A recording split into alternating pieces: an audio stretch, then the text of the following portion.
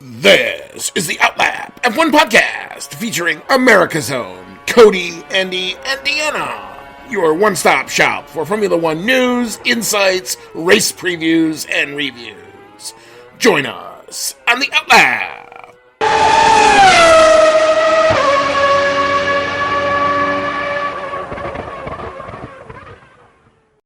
What is up, Outlap F1 Nation? This will be episode 13, lucky 13 of season 6. That's an interesting, foreboding thing. It's the 2024 Miami GP race preview show. And you've got Andy, and I'm along with Cody tonight. Cody, bit of a long time no see. I think only since, 36 hours or something like that? But anyway, how's it going on this fine Wednesday evening? And do you have your beach gear ready for the Miami race? I honestly, my weekend destination is a little different. Heading up to Michigan this weekend, so it definitely far from the beaches of Miami, but still be a good time. I think. Michigan, that I was in Michigan. This is what happens when you grow up in Chicago. You get all these lovely jingles that are stuck in your head, and that was one of them. So retro there, but that's not why you're all here. You're all here because we have a full packed show. We're going to get into all of it in just a little bit. There's news breaking all over the place. None of it apparently is actually on the racetrack. All of it is off the racetrack, but we're going to talk about all of it in just a little bit. But if you found us, welcome along, as David Croft would say. You can find our show, as always, Twitter, X, whatever that thing is still called. We're still there. We still put stuff out on it. Instagram, Discord, Reddit, and of course YouTube. Little note on YouTube. We've actually also now activated YouTube Music. So you can find all of our traditional podcast episodes there now as well. They will actually start to post as long as another. It's basically another channel where you can find all of our audio only content as well as the video content that if you're watching right now. So Outlap F1 podcast will take you to all of those places. I also added it to our link tree, which is in all of our show notes and on all our profiles. So if you're on YouTube and you like what you're seeing and you like what you're hearing, you can smash the subscribe button, as they say, or if you're on your favorite podcasting app, you can click the 5-star button. And then also on YouTube, if you want to give us a like, that's also helpful as well. Email the show, chat now at outlapf1.com. You can, the website, it's just still there, but there's nothing on it yet.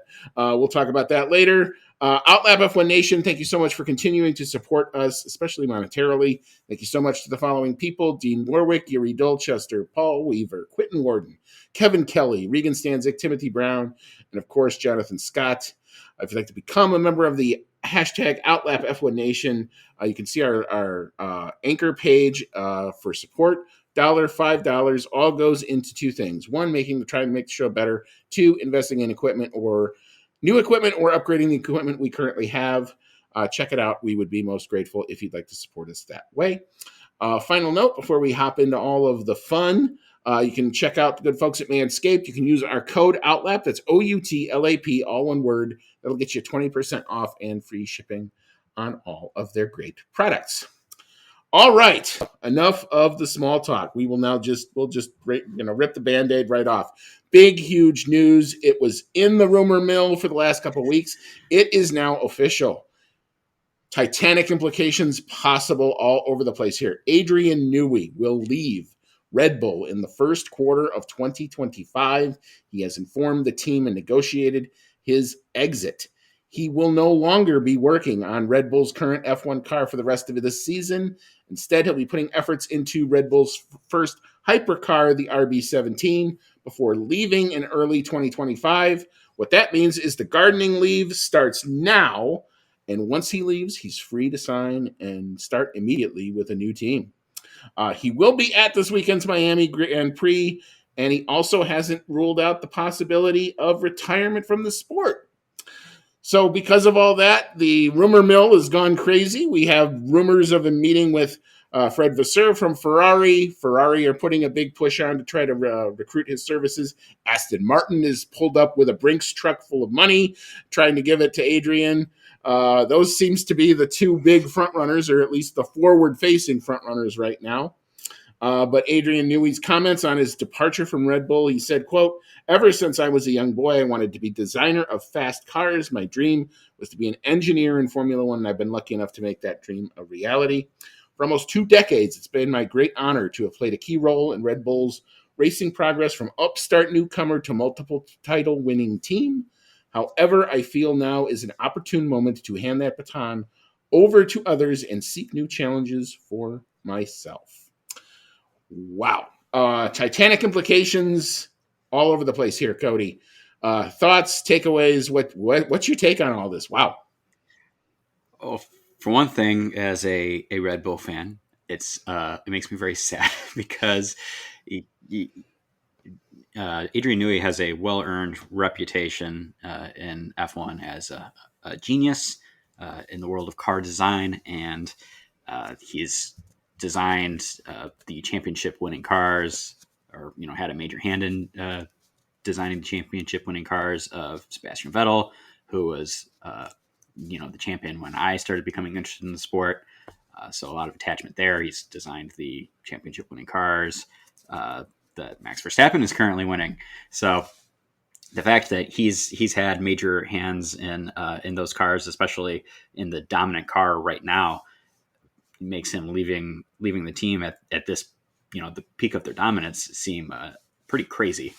And gotta imagine that it's been spurred on by the apparent inner turmoil that is being experienced at Red Bull right now. We've talked about it plenty about the Horner allegations before, so I won't get into details on that. But the divide between the two sides that are fighting for pretty much control of Red Bull has probably discouraged Adrian Newey somewhat, because he seems to be the type, and I think he's even said so, that he doesn't really care about the politics and that type of stuff. He just wants to do what he does best, which is design race winning cars.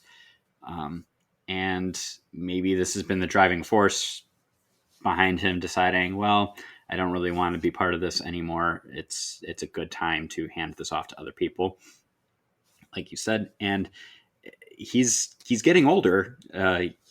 He's got to be considering retirement. Even if Red Bull was all peachy happy, no problems at all, he must be thinking of retiring not super far down the line and just calling it quits as the end of a fantastic career.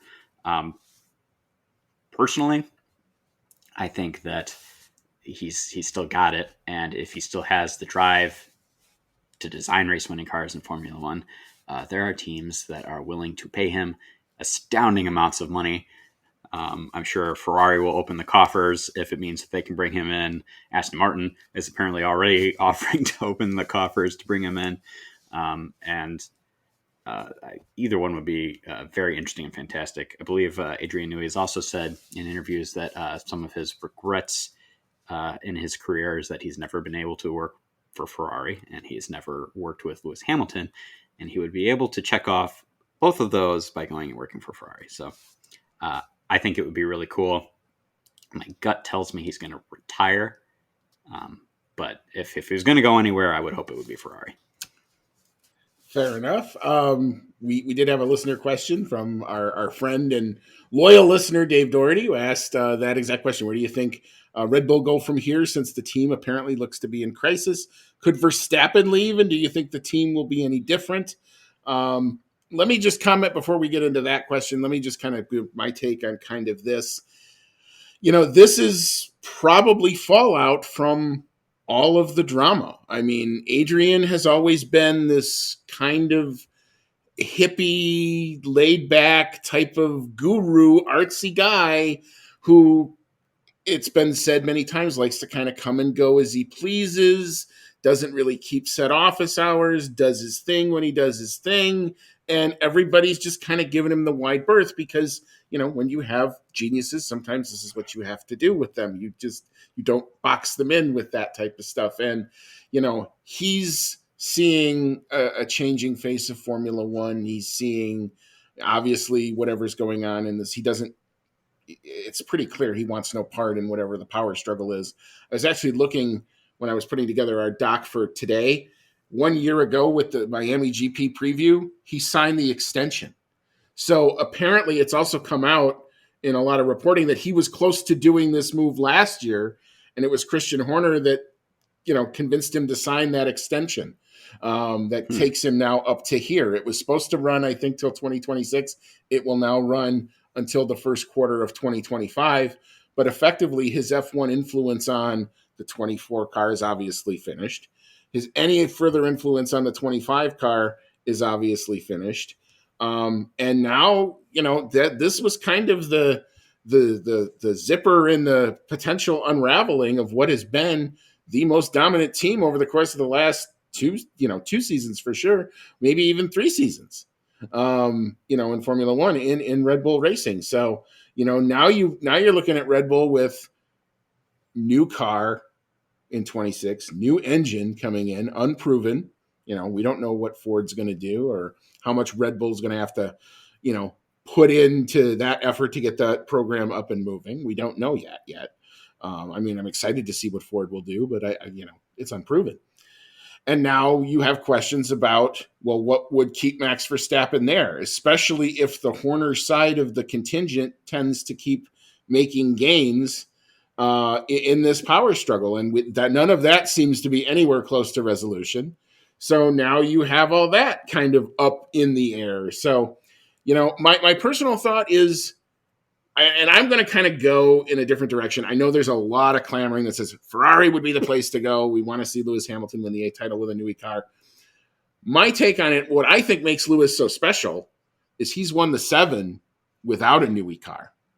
Because you go back the last 30 years and you look at who the dominant teams and the dominant eras were, they were all newy cars with the exception of Lewis Hamilton and Mercedes. Go back to Vettel, that's a newy car. You go back to Verstappen now, all newy, cars. So this guy's had his, mark of design on it for a very long time. And the fact of the matter is, now it's all going to change. So I actually am hoping that he kind of just retires because when we get to 26, I don't want to see there be a team dominant. I want to see more of a level playing field. I want to see multiple teams have a shot at it. I think if he does put his genius into the 26 regs, somebody's going to be that 2.5 to 2 3/4 up going in. And then we're just repeating the same song and dance that we're doing now. So I'm more of the thought of, I actually kind of hope he just kind of packs his bags and, goes off into the sunset. He's got nothing left to prove as far as I'm concerned. Yeah, definitely doesn't have anything left to prove. As far as what Verstappen is going to do now that this is coming out in the open, that Newey's leaving, I think Verstappen is going to be locked in for next season for sure. I don't think he's going anywhere before the end of 2025 because, the 2025 car development is probably, already in progress, and I think they're probably going to still have the dominant car. So I think he's got his best shot at next year's championship by staying right where he's at, unless things get really, really nutty at Red Bull, like the power struggle gets like out of hand or more things come to light about the Horner allegations and he still refuses to leave or get fired or whatever would happen. Unless that type of crap hits the fan, like I think he's around next year for sure. 2026 though, as we said, with the new regs, it's a crapshoot. He could probably have a decent chance at any major team, and any major team would be happy to have him. So, yeah, who knows after that? I don't know. I think my gut says he stays at Red Bull, but who knows? We'll just kind of have to see where things go. There's a lot of things that are still up in the air as far as that's concerned. Yeah, there's so much that could happen. If you want to go down a rabbit hole right now, anywhere, in corners of the internet, there are places that will accommodate you there that has, shots of drivers and all sorts of different uniforms. But, I tend to think that what the Verstappen camp has said will kind of hold true, that if Helmut Marko is somehow forced out of that team, I think that would be the linchpin that might take Max out along with it into possibly the waiting arms of one Total Wolf. Now, you wouldn't. One thing we know about the Newey situation is Newey is not a fan of Total Wolf, is not going to go to Mercedes, so that's pretty much out. That's of the 5 top teams. That's the one that's kind of already out the door. I think both parties have kind of said that that's probably not going to happen. So you could potentially see Ferrari, Aston, possibly a backdoor McLaren. Him and Zach Brown have a relationship. And then who am I forgetting? Ferrari, Aston, McLaren. Oh, you won't go back to Red Bull. That's it. That's the 4. Yeah. Okay. It's late. I apologize. I'm not having a great night so far. But anyway, yeah, big, huge, wide-ranging implications. We will follow the story. We will stay on it. And that's just part 1 of the nuttiness, because another story broke earlier today. And for all of you who shared my rage at the Andretti Global getting rejected by Formula One, this story is for you. Takes kind of a miracle thing to get the United States Congress to come together on anything, but the hatred of having Andretti not in F1 apparently has done that. A 12-member bipartisan, dear God, when can you say that in this country? Congressional commission has sent a letter to Formula One and Liberty Media asking for clarity on why they rejected the Andretti bid. And I went through in great detail that letter that they sent and tore it apart. I think these congressmen are going to do a better job than I could of tearing it apart. So they have responded or requested Liberty's responses. By the way, they only have 2 days to do this. So here's the questions that they're asking. 1, under what authority does FOM proceed to reject admission of Andretti Global? What is the rationale for FOM's rejection, especially with respect to Andretti Global and its partner GM potentially being the first American-owned and American-built race team? Question 2. The Sherman Antitrust Act of 1890 outlaws unreasonable restraints on market competition to produce the best outcome for the American consumer. How does FOM's denial of Andretti Global and GM, American-owned companies, square with Sherman Act requirements, since the decision will benefit incumbent European racing teams and foreign automobile manufacturing affiliates? Question 3. This is the best one. We understand that GM intends to reintroduce its Cadillac brand into the European market, which would support thousands of good-paying American automotive jobs, especially with Formula One's worldwide audience and its halo effect on its teams and sponsors. How much did GM's and Andretti's entrance into racing competition, taking a portion of the racing market share in GM's entry into the European market, taking market share, each play into the decision to deny admission to the Andretti Global team, given the public outcry of incumbent Formula teams against a new American competitor? That's a lot of legalese, but that's welcome to Congress. And then they sign off on the letter saying, we continue to exercise oversight on this matter and with appropriate federal regulators to ensure that any potential violations of U.S. anti-competition law are expeditiously investigated and pursued. Wow. And it's signed by like all these 12 of them. And like I said, they're from both parties. So, Liberty, you now have a congressional commission on your tail. So, Cody, big takeaways from this, and then I'll kind of come in with what I think will happen. My biggest takeaway is that I think U.S. Congress probably has more important things to worry about.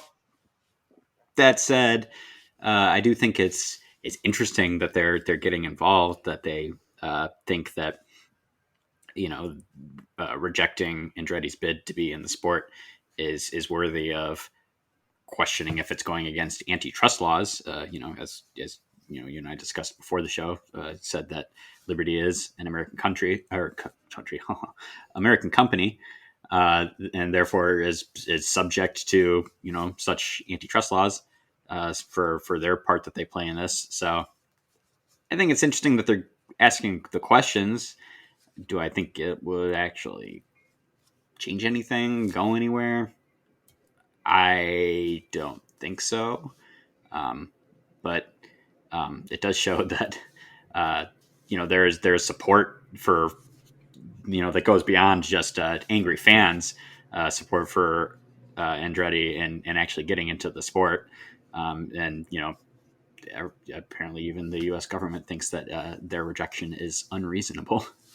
Well, and when they come out with that statement that was as poorly worded as it was, this is kind of sort of what you're going to get. You're going to open yourself up to scrutiny. So, what I think is probably going to happen is, depending on how Liberty chooses to respond or not, they may get invited, which would be the soft way of saying, "Hey, come and talk to us in committee." Or they may get compelled to come in and have to testify because these are U.S. companies, and Congress can dispatch the SEC. F1 Formula One stock is publicly traded here in the U.S. And is subject to regulations of the SEC. So that they can look into that and see kind of what can, if there is an investigation, it would be. I don't think that's going to get to necessarily that point, but it's interesting that somebody's paying attention, if nothing else. So I would count this as a positive in the Andretti camp, totally for sure. All right, and we'll keep monitoring this, and if anything else happens because of it, of course, we'll bring it to you as soon as we know it. All right, so after those two big, huge stories, poor Nico Hulkenberg is the third story in the docket. He will move. He will leave Haas at the end of 2024 and will go to Kick Sauber, a.k.a. Audi, starting in 2025. It is a multi-year deal expected to go into the 2026 regulations. Audi is also pressing one Carlos Sainz for a response to an offer on the table. So the Andreas Seidel liking to go with people he knows way, because Nico Hulkenberg actually was with Andreas Seidel when they won Le Mans. And now he's going with Carlos Sainz, who drove for Seidel at McLaren a few years ago. Sainz, of course, is still now weighing his options, trying to maintain his status as the most sought-after free agent, which I think is fair at this point. But Cody, we have at least one part of the merry-go-round solved. What's your take on Hulkenberg and the move? I think this is a really big win for Nico Hulkenberg because, Haas, they're perennially at the back. We like to root for Haas, and we're happy when they do get points, but I don't think Haas offers Hulkenberg anything beyond, the odd points finish, at least right now and for the foreseeable future. Going into next year at Kick Sauber is probably not going to fare much better than where he's at right now. But the interesting thing about it is that it is a multi-year deal, so he will at least see out a season or two once the team becomes Audi, and that is huge for him because with all the reg changes and the new team not really a new team, but new ownership coming in, and Audi's really getting like the full fruits of Audi's investment and their engine and everything that's going to be coming in, it could work out really well for him. It's anybody's guess at the moment how good they're going to be right when they come in. But I imagine that they would probably fare better than Kick Sauber does right now. So I think it's fantastic for him. And the fact that Audi is, so aggressively trying to sign Carlos Sainz shows that they mean business, that they really want to be a competitor at the front, and they would have a really great balance at the team if they did get Sainz, because they would have Sainz, who's still quite young, pretty much seems to be hitting his stride and ramping up to his peak performance right now, and then you also have Nico Hulkenberg, who is very experienced in the sport. He's been around for many years, driven for many teams, and has shown at Haas right now that he's still got it.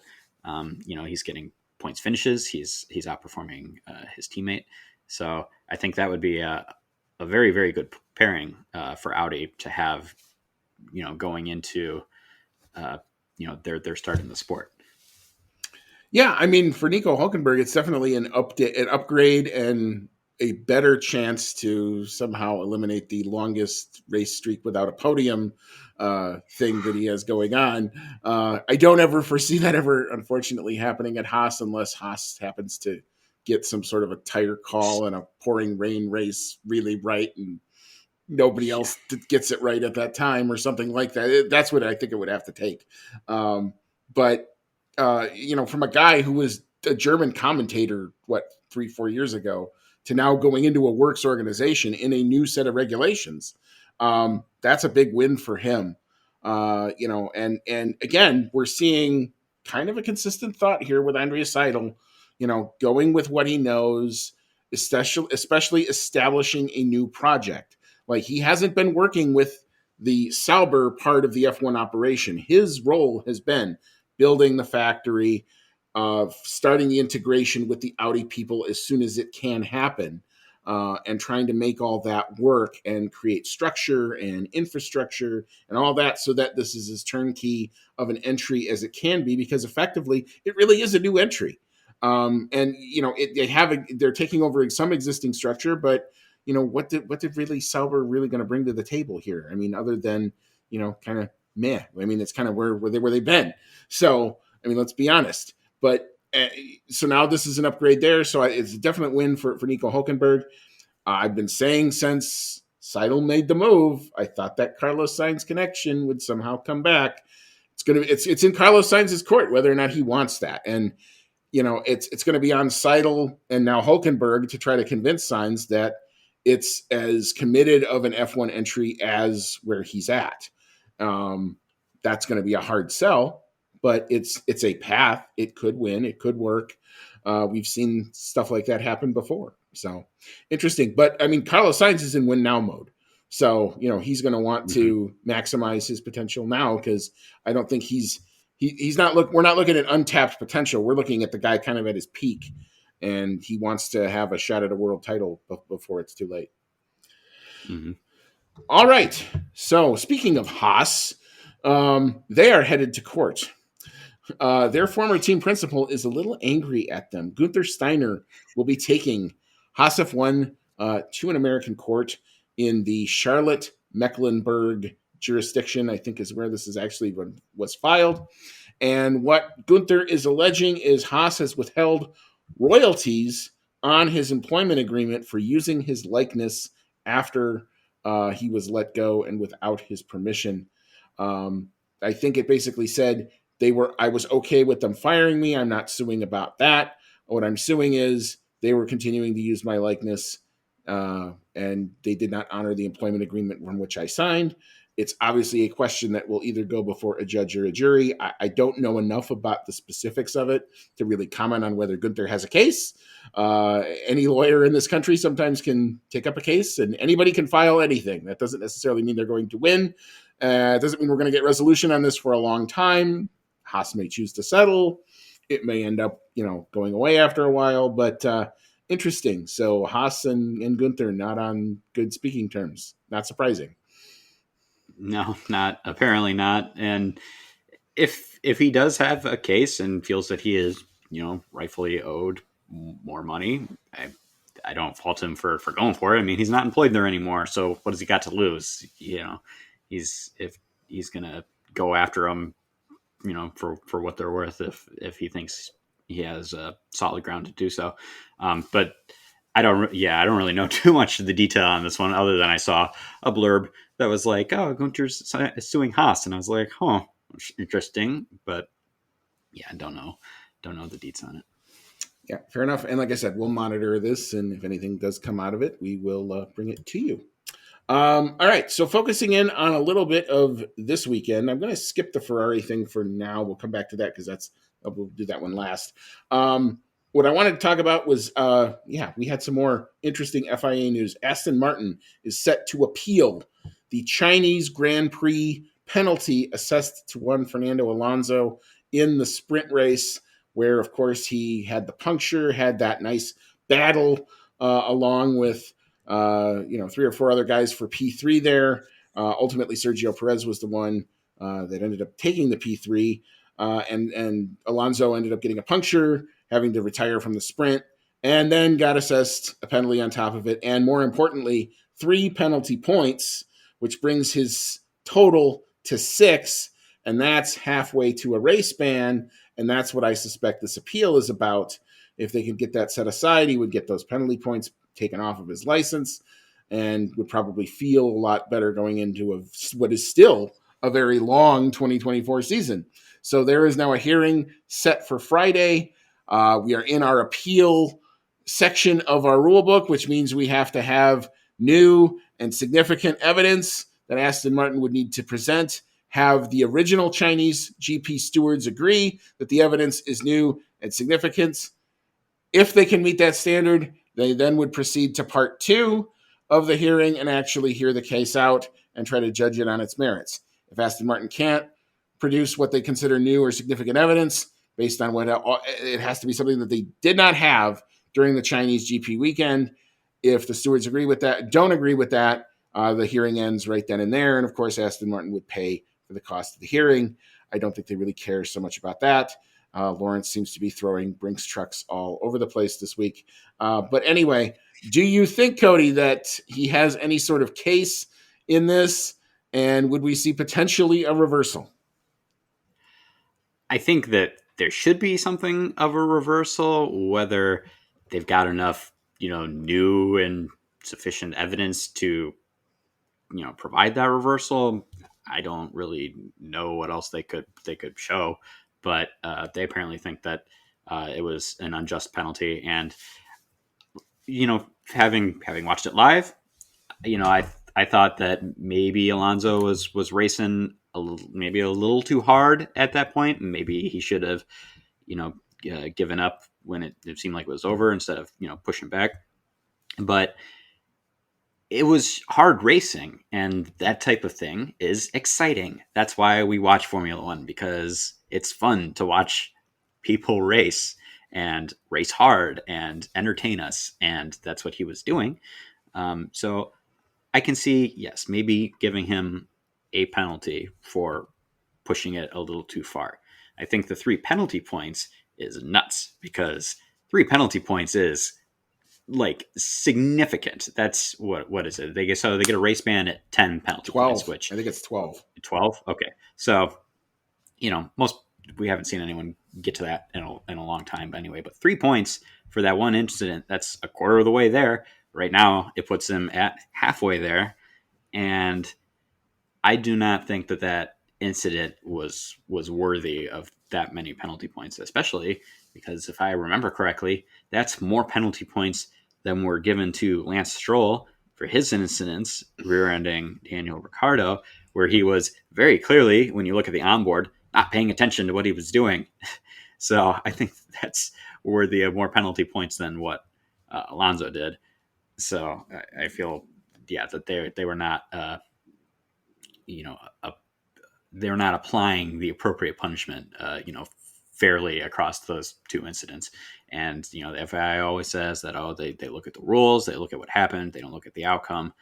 They look at what happened in the incident, trying to put on blinders and use that to determine the reprimand. But yeah, I feel like it was too heavy-handed. But based on what you were telling me before we started here, is that this is apparently based on rules that everyone has agreed to, which maybe you can shed a little more light on that. Well, it's one we've seen, the kind of going away from the 5-second penalty for incidents on track to now the 10-second penalty, and there's all of these rules going into the corners that the FIA has worked with the drivers, and they've tried to come up with kind of a set of standards where, like, if you're the trailing car going into this corner, the standard is this, and then, in the subsequent corner, we're going to keep the same standard as opposed to making the second corner a new standard, to where, like, okay, if you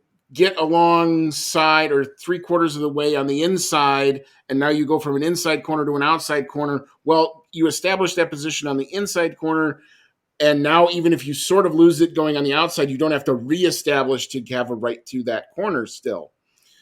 So it's a lot of that. Fernando Alonso, ironically enough, was one of the consultants I think that they brought in to talk about these types of, um, the combat rules effectively, and they're trying to apply the same standards. And what they've kind of said is, this is what y'all asked us to do, and we're enforcing it the way you guys have told us you want it. You guys wanted harsher penalties for this type of stuff because you didn't want the cars to be damaged or people to be taken out of races or dive bomb moves that have no chance of ever getting stopped or anything like that.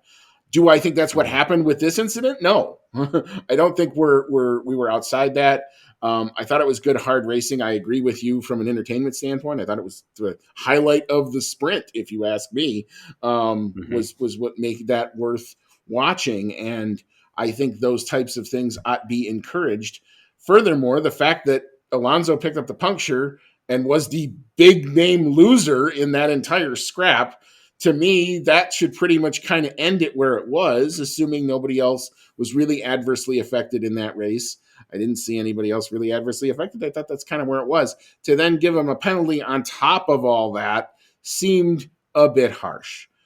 However, now we're in this standard of new and significant evidence. It is a very difficult standard to meet. You have to present them with something that they didn't have available at the time. I don't know that there's going to be enough here to have them do that. I understand Aston taking the shot. What do you have to lose? You walk in with nothing. If they kick you back out, you still have the nothing you walked in with. So there's not, other than the cost of the thing, of the hearing, which I don't think Aston has a problem coming up with the money to pay that right now. So that's not an issue. So, yeah, I mean, part of me hopes that at least it gets looked at, or they get to part 2 and can at least then try to look at this one more time. My guess is they're going to say, thank you for coming. We are going to stick with our ruling, and we can never go to part 2, and that's the end of it. All right. So we only have 2 more to go. I know this is a very long news segment, but we had a lot of stuff happen in the last 10 days since we've recorded. Formula One has actually announced, and it will debut this weekend, the Formula One channel in the U.S., which is a 24/7 subscription-free streaming channel for fans in the United States. Viewers will be able to tune into pre-scheduled programming of classic Grand Prix and popular documentaries and relive the drama and excitement of previous race weekends with replays, detailed highlights, expert analysis of current F1, F2, F3, and F1 Academy seasons available to watch 5 days after the current Grand Prix ends. It will be distributed to fans who can watch via leading services such as Samsung TV Plus, Amazon Freevee, and Pluto TV. Obviously, there's a Sky F1 channel in the UK, and what I know of that channel is they struggle to get 24 hours worth of programming in a day. They kind of do this kind of same thing, but then we'll just kind of replay their own like featurettes during the downtime. But it's interesting that they're going to try this here in the US. I love the fact that it's content available to people. I love the fact that it's free. You don't have to pay anything for it. It's going to appease ESPN because all they care about is really the live events, so they're not affected by that. So your F1 TV is unaffected. Your anything else is pretty much unaffected by it. But if you want to go low budget and follow the races a week later, I think here's an opportunity to do that. So it's good. I think it's a good move. I like it. What do you think? Yeah, I think it's a big plus for anyone that is interested in Formula One, but doesn't want to shell out for F1 TV or for any of the other ways you can watch the show, via like British Broadcasting or whatnot here in the States. A lot of people probably don't mind even that they can't watch it live if they're looking at this. For me personally, I think it's great that they're going to be showing more than just the F1 on there. If they're going to be showing F2, F3, F1 Academy, I'm interested in those series. Normally, I just tune in for the highlights, but being able to put this on in the background and just catch some of the more the details of the broadcast would be great. We use Pluto TV here at my house all the time. We'll put it on in the background when we're doing other stuff and watch old stuff like Wheel of Fortune or old Nickelodeon, or my fiance loves to put on Sailor Moon. This would give me a chance to take over Pluto for just a little while and put on whatever's going on Formula One for a little while. So I think it's a great idea. We'll just have to see if it's successful. Yeah, and like I said, I think this is it's a move in the right direction. It is a natural move. It makes a lot of sense. I love the fact that they're putting it in the platforms where the people are. If you had put this in a traditional cable channel, people are moving away from that traditional cable channel model. They are trying, the cord cutting thing is a real thing. I am probably one of the last people to have the mega cable packages because I just do, and they work with my building, and I don't want to interfere with that. And my TV works, and I'm happy, so I pay for it, whatever. But not a lot of people can one afford to do that or two want to do that. So I like this. I like this as an idea. I hope it takes off, and I hope it does well. And I think it probably will, because that was one of the things. This is how I actually got back into the sport. I never realized it at the time when I first started watching all those years ago. I think I was actually watching a week behind because it was a replay of the previous week's race. I know I wasn't watching it live because it would come on at like 10 in the morning. Well, the race would always happen at back then. It was at 7 in the morning if it was in Europe. But I think I was watching a week in arrear. But you can get caught up in it that way too. So, like I said, I think this is a great idea. I'm for it. Let's hope it does well. Mm-hmm. All right. Final story. With the Miami GP comes a lot of fun liveries. I saw a V-Carb livery get debuted a couple hours ago that has a lot of fun colors in it. One livery that we were getting teased that we thought was going to have a lot of colors in it. It's actually a significant story because Ferrari has changed the name of their entry. They are now Ferrari HP or HP Ferrari or something like that, actually as part of their entry. And they are now the title sponsor of the Scuderia moving forward. As such, they've unveiled what we thought was going to be a very special livery for the Miami GP. I'm sure if you've been on the internet, you've seen the race suits. They're the baby blues with the big HP logo on it. We thought the car was going to match. Alas, it's still red with some blue accents on it. Whatever. Anyway, that's my thought on this thing. But I was really hoping to see a blue retro North American full go type livery. The renderings again that I see on the internet are always 10 times better than whatever I see when they actually do it. But Cody, I'll let you take over. What you thought on this? I think you and everyone else was excited at the prospect of a blue Ferrari for just one race. It would have been so cool and so different. Would have shown that Ferrari is willing to, at least go farther than Red Bull for the one-off liveries. But and the teases were so good too. Like you said, the baby blue, like full blue race suits, which made a lot of people think like, oh, maybe they're actually going to do this and do a blue car. And they kept, doing the photo shoots and the teasing and stuff like that. And then they did the one where it just showed like the end of the wing and the nose was red. And I was like, oh boy. And then it finally revealed the car, and it's like a couple teeny tiny stripes of blue and partly blue wings. And I just kind of went like, really? That's so boring. It's so disappointing. I was, had my hopes up here, and then they came out with this. So, definitely disappointing. Thought it would have been so much more, but alas, that's just Ferrari apparently is in the mindset of we do red cars. That is how we do it, and the coolest special liveries you're going to get are I guess this was supposed to be like a throwback too. They do the throwback stuff. It seems like every year Ferrari's got some kind of anniversary to celebrate. And we thought we were going to get something cool out of this one, but Well, and had they gone with a blue livery, that would have been pretty steeped in history back to when they raced in North America back in the 70s and all that. So it would have been, like I said, I think it would have been a win-win. I don't think anybody would have seen that car and not realized it was a Ferrari because it wasn't red. But anyway, we're working through that, I guess, with our American audience here. Yeah. Anyway, so expect to see a plethora of special helmets. Expect to see a plethora of other special liveries. as we go kind of throughout the rest of the weekend. But for the hype train that was the Ferrari thing, especially when they put out the blue wheel, I'm like, oh, maybe. Guess not. All right. We have talked enough about the news. It's time to actually get ready for some on-track stuff. So we're going to take a break. We'll re-rack. We will get into our Miami GP track facts. We'll talk about the weather, which always can play a bit of a role in Florida this time of the year because rain just happens to come up out of nowhere. So do they expect it to happen? And then we will get into what we think is going to happen over the course of the weekend. It's a sprint weekend, so we've got lots of sessions to try to predict and get ready for. We'll do all that on the other side of the break, so come on back. You won't want to miss it. You are listening to the Outlap F1 podcast, and we'll be right back after this quick pit stop.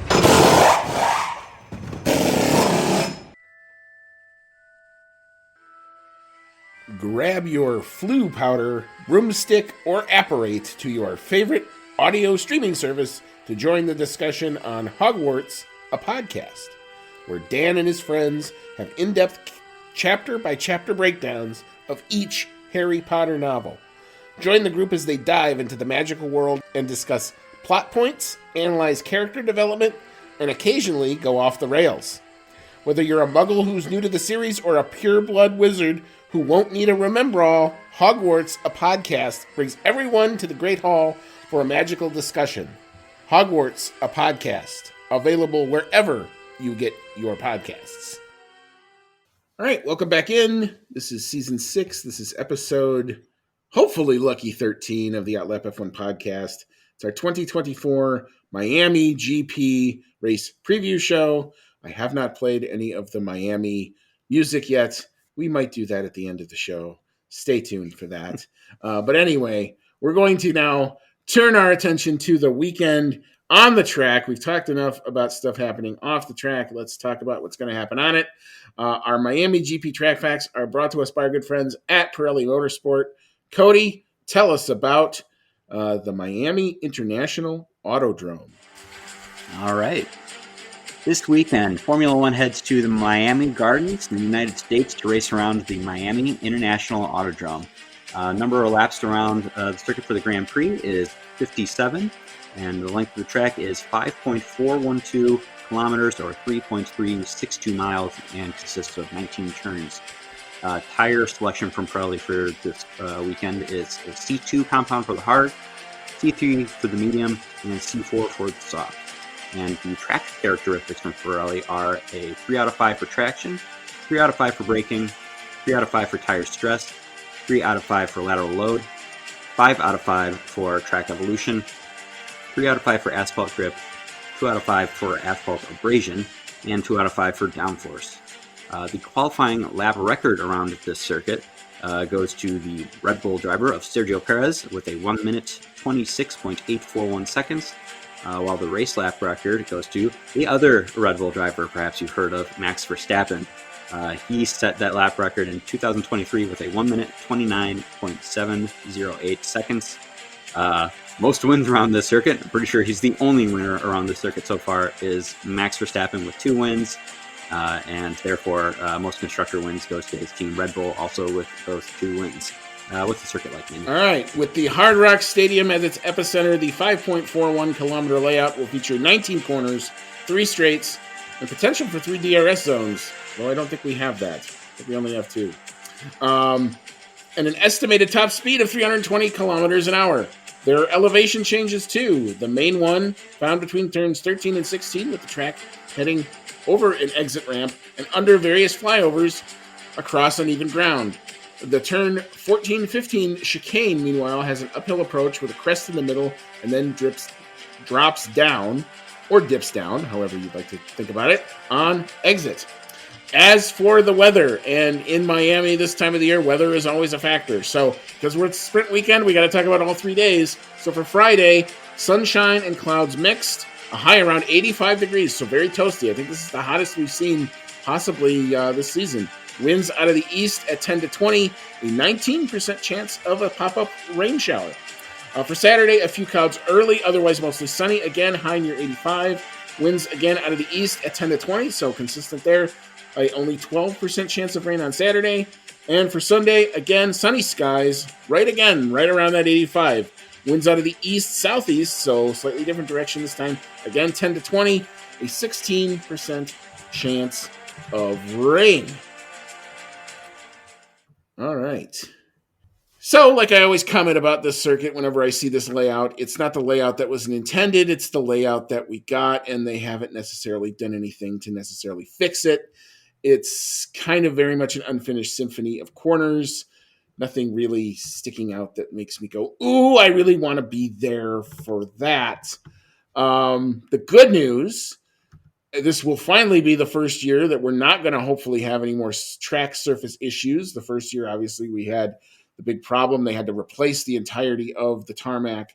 It looks like it's held up a little bit better, hopefully, over the course of the winter in Florida, winter such as you call it in Miami. And now it looks like it's ready to go. So it should now hopefully be a little more accustomed to a second year tarmac as opposed to another first year tarmac for the second time. So that's probably, I think, what the circuit probably has the best thing going for it. It's always kind of cool, the integration between F1 and football. I'm sure you're going to see a lot of that over the course of the weekend, obviously, as the paddock is inside of the football stadium. All right. So it is time to now see how we're going to predict what happens in the course of the weekend. We actually tied last race, so this is kind of an unfinished thing. We've now gone 2 rounds without a winner, so let's see what happens this week. We'll get into our Choose Your Champion predictions game, and as we are apt to do, we will start with the pole sitter. We've pretty much dubbed this the Max Verstappen Award. I can't go with anybody else, dang it, even though I really want to. I thought for a minute about giving Sergio Perez this, but the betting money says no, go Max or go home. So I'm going with Max. Cody, I think you've got the same thing. Yeah, I've got Max. Max has all the poles so far this year, and until that changes, I'm probably going to keep trying to get the easy point here for the pole sitter. It prevents a shutout. It does. This way we never get a shutout. So the qualifying pole lap, as you mentioned in your track facts, Sergio Perez is set the fastest overall qualifying time, 1:26.841. I'm going to go, I do think that we're going to be faster.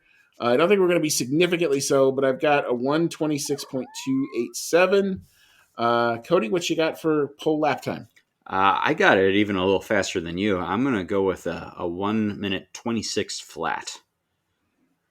1:26 flat. All right, very good. We'll enter that in. All right, so turning to the race on Sunday. Our race podium from last year, Verstappen, Perez, and Alonso were the 3 drivers there. I'm going to go first with this one. I will say I do think Max Verstappen will again take the victory. I do think Sergio Perez will make it a Red Bull 1-2. They're just so good on this type of track. I think Perez, it's a street track-esque, so I think Perez will go pretty good here. And I got Carlos Sainz coming in third. Still think he's got something to prove, trying to negotiate all those contracts or offers coming his way. I think he wants to put on a good show as he can. So I like those 3 for my race podium. Cody, what you got? Well, as I said before, Max Verstappen has both of the wins so far here in Miami. I don't see that changing unless his brakes explode again. So, yeah, I got Verstappen getting the win. I got Charles Leclerc, who seems to be kind of more on the up and up after the last race. I got him taking P2, and then I got Sergio Perez in P3. All right, very good there. All right, so we will now turn to the fastest lap, and the driver of that fast lap, the 2023 fastest lap, was, of course, set by Max Verstappen with that 1:29.708. Cody, what you got for lap time, and who do you got making the lap? I got, so I didn't put it down this time. Oopsie daisy. I'm going to go with the fastest lap, actually going to Carlos Sainz. We'll put that in. Carlos Sainz gets the fastest lap, and I got him doing it with a 1 minute 29.529 seconds. All right, very good. This seems to be the arena of Max. And until I'm proven otherwise, I'm going with Max to get everything basically here. So I think he's going to take fastest lap. I'm we're close enough on lap time, but we're also a little bit different. I got a 129.874. All right. So for our bonus picks, Cody, you have selected. I like this selection. It's a good cross section of the grid. You've got P7, P14, and P20. So I'll let you go first since these were your picks. What you got? I went with George Russell for P7. He seems to be kind of just floating around every race so far, floating around at that 6, 7, 8 kind of position. It just seems to be where the Mercedes are right now, is kind of the 5 to 10 positions. So I've got Russell in 7. I've got Daniel Ricciardo in 14. I'm not really sure if that means it's a good performance or not, because RB seems to kind of flirt around with those positions anyway. Honestly, after what happened last race, I think 14 would probably feel pretty good for him, even if he's not outdoing Yuki Tsunoda. And then, I really hate to say it, we know it's his home race. He is actually from Florida, not too far from where this race is taking place. But I just think that Logan Sargent is going to be bringing up the back either by crash, or if no one crashes, just, I guess, lack of experience. Oh, that's cold. That is cold. Woo! But all right, we will enter that in. We shall see what happens there. I'm going for P7. I've got Fernando Alonso checking in there. For P14, I'm going to go with Guan Yu Zhou, because I think that's where the kick Saubers tend to coagulate near the end. And for P20, I could not do this to poor Logan. So I'm going to pick on my favorite other target, Lance Stroll. Going to do something, going to put it in the wall, going to finish in P20. I'm getting Saudi vibes all over the place where he's screaming at his team, yeah, I'm fine, but I'm in the wall again. So that's where I've got that. And our prop bet, this one's probably going to be a free point for both of us. Because we're in the USA, we're going to say, does Team USA in the drivers, and we're going to do this different for each U.S. race, by the way. We're going to do different prop bets for who's Team USA here. But does Team USA in the drivers only make Q3? I can't say yes to that one. I don't think he's going to. I think he's going to try. He may make Q2, but he's not going to make Q3. So I can't give it to him there. Especially, I don't even know if Williams has got their spare chassis yet. So until that happens, I don't think they're putting any more performance into the car.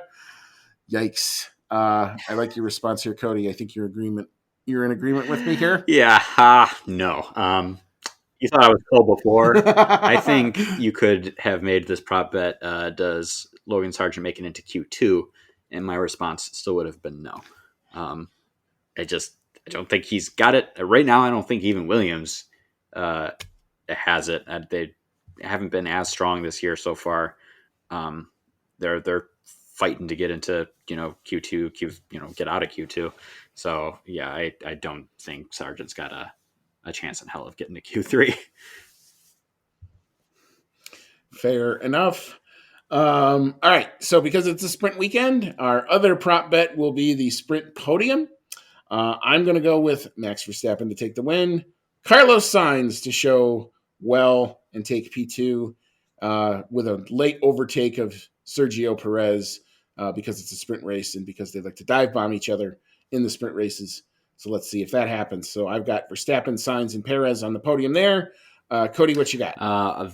Just a little bit of a switch up from what I had for the race podium or the Grand Prix podium. I've got Verstappen winning the sprint. I've got Perez coming in P2 for the sprint. I think there's not going to be enough time for strategy to come into effect to do anything to the Red Bulls in the sprint. And then I've got Leclerc coming in P3. Yeah, Ferrari bounced back from the China performance, I think, for both of us. I think we're in agreement there. All right, so when and where to watch your F1 this weekend and regular times. F1 in the daylight. I don't know what I'm going to do with myself. Wow. FP1, the only practice of the entirety of the weekend, will be 12:25 p.m. Eastern on Friday. That is on ESPN2, followed by sprint qualifying Sprint qualifying Friday afternoon, 4:25 p.m. Eastern. That's on ESPN2. The sprint itself will occur on Saturday morning, 11:55 a.m. Eastern, ESPN2. Qualifying for the GP on Sunday will take place later in the afternoon on Saturday, 3:55 p.m. Eastern. Again, that's ESPN2. And the race itself will kick off 3:55 p.m. Eastern. That is on Big ABC, free to air in the USA, and commercial free in the USA as well. That's On the free to amazing. air, so that's pretty cool. Yes, exactly. So also F1 TV will have all of the sessions if you are so inclined. The only thing about the race being on ABC, I may have to go to F1 TV to watch it because the onboards and the delay when it's on big ABC can be really significant. And sometimes I'm seeing something on one screen way before it happens. So I know F1 TV is usually a lot more synced up on those types of things, so I just may go that route. But I leave that to all of your judgment. We will be back either Sunday night. It's going to be a quick turnaround for us because the race is, I think, going to end 5 p.m.-ish, 6 p.m. local time. It's 5 o'clock here. It's a quick turnaround for us to try to do recaps on all the sessions. So we're going to see about Sunday night. We got to see about some availability. Cody's coming back from Michigan. I got to reach out to see if Deanna's available. We'll see if we can maybe do that Sunday night. If not, we'll try to get back to you guys on Monday. As soon as we can, we will try to get this review out to go through all of the happenings, both on and off the track. If there's any more drama that happens off the track, stay attuned to our social media. We will stick with all of it throughout. So for Cody, this has actually been one of the more interesting previews we've done in a long time. We're all strapped in for the fun. The fake lake is waiting. The fake marina with all of the plastic and all of that, and the sunscreen and the bad tans and all that. And how many celebrities are we going to see this weekend? So we're going to recap all of it. Well, we may laugh at some of it too, especially if they've got an orchestra on the grid like they did last year. Tune into all of that, and we'll be back on the other side of the GP. So until then, may all your laps be fast.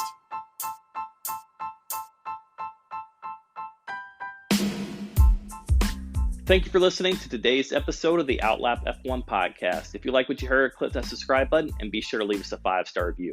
If you want to connect with us outside of the show, check out our website at www.outlapf1.com.